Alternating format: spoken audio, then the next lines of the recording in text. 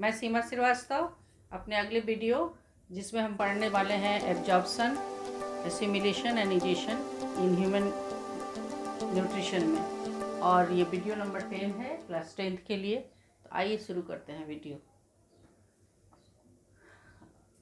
ये एब्जॉर्प्शन की प्रक्रिया यानी कि डाइजेशन जब स्मॉल इंटेस्टाइन में कंप्लीट हो जाता है तो साथ ही साथ डाइजेस्टेड जो फूड है यानी कि जो फूड जो कम्प्लेक्स हमने खाया था वो अब कहे तो वो पच जाता है, उसका पाचन हो जाता है। तो उसमें से हमने बताया था कि carbohydrate digested into glucose and protein digested to form amino acids and fat is digested to form fatty acid and glycerol। तो इसमें से ग्लूकोज और जो अमीनो एसिड होते हैं वो सोलूबल होते हैं, पानी में घुल जाते हैं। तो इनका क्या होना है, चूँकि हम भोजन कर रहे हैं कि ताकि वो हमारे बॉडी के अंदर जाए, तो ये जो ज़रूरी चीज़ें हैं ग्लूकोज और अमीनो एसिड, वो क्या होता है, वो हमारे बॉडी को हर सेल में मिलना चाहिए। तो उस प्रक्रिया को जिसके द्वारा it is the process of mixing of digested food in the body fluid, it is called absorption. यानी डाइजेस्टेड फूड का यानी कि अमीनो एसिड का और ग्लूकोज का हमारे बॉडी फ्लूइड में मिक्सिंग होता है। तो ये जो प्रोसेस है वो स्मॉल इंटेस्टाइन में ही होता है। और जो फैटी एसिड और ग्लिसरॉल होता है वाटर में इनसोल्यूबल होता है, तो वो दूसरे थोड़ा चेंज प्रोसेस है, उसके लिए वो कैसे जाता है वो भी मैं चर्चा कर दूंगी।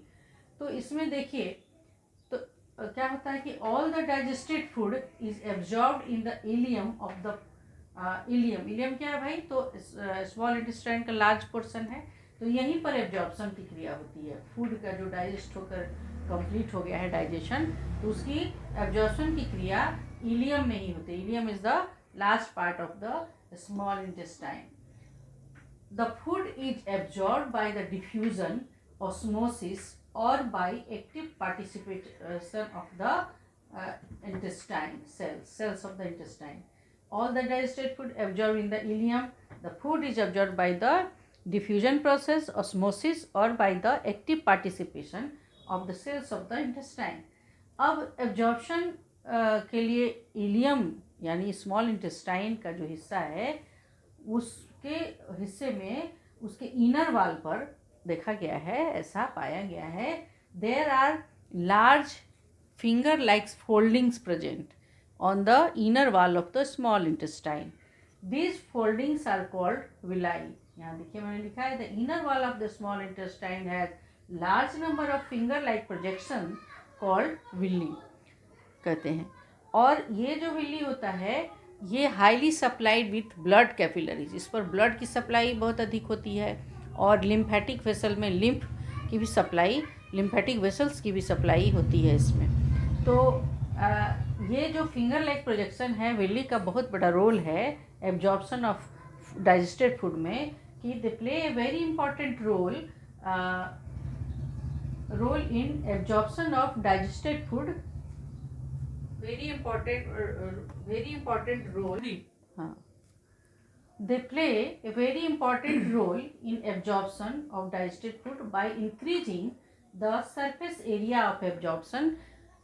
तो ये फिंगर लाइक प्रोजेक्शन हो जाने से एब्जॉर्प्शन का सरफेस एरिया बढ़ जाता है। एब्जॉर्प्शन जो होता है वो डिफ्यूजन प्रोसेस के द्वारा होता है, उसके चलते डिफ्यूजन के लिए अधिक सरफेस मिलता है इस तरह के फोल्डिंग हो जाने से विलाई की उपस्थिति से। साथ ही साथ ये जो विली है they are highly supplied with blood capillaries, blood capillaries इसकी बहुत सप्लाई होती है। तो जो इंटेस्टाइन के ल्यूमेन में जो डाइजेस्टेड फूड है यानी कि एमिनो एसिड और ग्लूकोज है वो डिज़ोल्व फॉर्म में क्या होता है, डिफ्यूज होकर के ब्लड कैपिलरीज में ब्लड में डायरेक्टली मिल जाता है और वहाँ से ब्लड स्ट्रीम में पूरे शरीर में सप्लाई हो जाता है। लेकिन जो फैट्स होते हैं ग्लिसरॉल और फैटी एसिड वो इनसोल्यूबल होते हैं। तो ये क्या होता है, they can not reach in the blood stream directly, वो ब्लड स्ट्रीम में डायरेक्टली नहीं जाते हैं, इसलिए ये थोड़े बड़े मॉलिक्यूल होते हैं, इसलिए ब्लड कैपिलरीज में पास नहीं हो पाते हैं, जिसके चलते क्या होता है कि ये जो है ये लिम्फ में पास into the lymph capillaries of the villi, जिसको क्या बोलते हैं, इसका दूसरा नाम है लैक्टियल्स। इसका दूसरा नाम क्या है? लैक्टियल्स। लिम्फ कैपिलरीज, भिलाई में जो लिम्फ कैपिलरीज होते हैं उसमें ये फैटी एसिड और ये पास हो जाते हैं। तो इस प्रकार एब्जॉर्प्शन कंप्लीट होता है। तो नेक्स्ट जो है वो है एसिमिलेशन। तो एब्जॉर्प्शन, जब डाइजेस्टेड फूड का एब्जॉर्प्शन हो गया तब उस डाइजेस्टेड फूड का जो ब्लड स्ट्रीम में और लिम्फेटिक में पास होकर के पूरे शरीर में जा रहा है, पूरे बॉडी में सप्लाई हो रहा है, तो उसका क्या होगा? तो एसिमिलेशन प्रोसेस वो प्रोसेस है जिसमें यूटिलाइजेशन होता है एब्जॉर्ब फूड का। यहाँ देखिए, it is the process of utilization of absorbed food for various body functions. The absorbed minerals are utilized to resynthesize complex molecules like carbohydrate, proteins and fat inside the cells। तो जो digested food शरीर में चला गया और वो अब फिर कहाँ यूज होगा? तो जो उसका यूटिलाइजेशन होगा क्या में? तो नए सेल के, नए टिश्यू के, सेल्स के सिंथेसिस में, ओल्ड टिश्यूज के रिपेयर्स में कॉम्प्लेक्स मॉलिक्यूल्स बनेंगे। फिर एक बात सोचिए कि जो हम कॉम्प्लेक्स खाए हैं पहले सिंपल फॉर्म में टूटा, फिर वो बॉडी के द्वारा बॉडी फ्लूइड में एब्जॉर्ब हुआ, फिर उसका यूटिलाइजेशन उन्हीं चीज़ों को, एमिनो एसिड्स को लेकर के विभिन्न प्रकार के नए क्या बनते हैं हमारी बॉडी के अंदर, उसका टिश्यू के निर्माण में, टिश्यू के सिंथेसिस में उसका उपयोग होता है। साथ ही साथ ग्लूकोज जो हमने एब्जॉर्ब किया है उसका सेल रेस्पिरेशन में एनर्जी प्रोड्यूस करने में यूज होता है। और फैटी एसिड और प्रोटीन्स के बहुत सारे रूप का सेल्स के मेम्ब्रेन, सेल मेम्ब्रेन और दूसरे हार्मोन वगैरह के बनाने में लिपिड और फैट का उपयोग होता है। प्रोटीन का उपयोग एंजाइम बनाने में होता है। इस प्रकार ये प्रक्रिया जो है यूज हो जाता है फूड का बॉडी के अंदर। उसके बाद है, ऐसा नहीं है कि सारा जितना हम खाए हैं वो सारा फूड डाइजेस्ट होके बॉडी में जाता है, अनडाइजेस्टेड फूड भी बच जाते हैं। तो क्या होता है वैसे अनडाइजेस्टेड फूड का? वो अनडाइजेस्टेड फूड शरीर से बाहर निकालना भी आवश्यक होता है।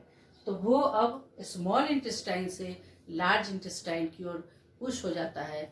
वो रिथमेटिक मूवमेंट के द्वारा प्रेशर से धीरे धीरे वो लार्ज इंटेस्टाइन में आता है और वहाँ से उस फूड का इजेशन होता है।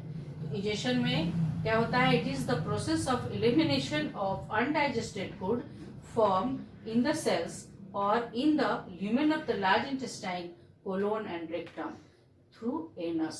लार्ज इंटेस्टाइन में जैसे जैसे फूड अनडाइजेस्टेड फूड पास करता है धीरे धीरे वो आगे की तरफ बढ़ता है और उसके अंदर का, यहाँ लिखा है ना, एक्स्ट्रा वाटर जो है वो रीअब्जॉर्ब होता है और अनडाइजेस्टेड फूड फिकल मैटर और स्टूल के रूप में बदल जाता है और वो रेक्टम और जो इसका कोलोन और रेक्टम जो लार्ज इंटेस्टाइन का पार्ट है वहाँ पे पहुँच करके वो स्टूल के रूप में तैयार हो जाता है, वो स्टोर्ड होता है और एनस के द्वारा वो समय समय पर शरीर से बाहर निकल जाता है, जिस प्रोसेस को इजेशन कहते हैं। इस प्रकार ह्यूमन के अंदर पूरे न्यूट्रिशन की प्रक्रिया संपन्न होती है, इंजेशन से लेकर इजेशन तक ये सारी प्रक्रिया संपन्न होती है। तो आज ह्यूमन न्यूट्रिशन को कंप्लीट हो गया। अब आप हमारे साथ बने रहिएगा, आगे और भी बातें हैं जो अगले वीडियो में नेक्स्ट टॉपिक शुरू होगा। इसके लिए आप हमारे चैनल को वॉच कीजिए, विजिट कीजिए और हमारे साथ बने रहिए। तो वीडियो देखने के लिए, मेरे साथ बने रहने के लिए धन्यवाद।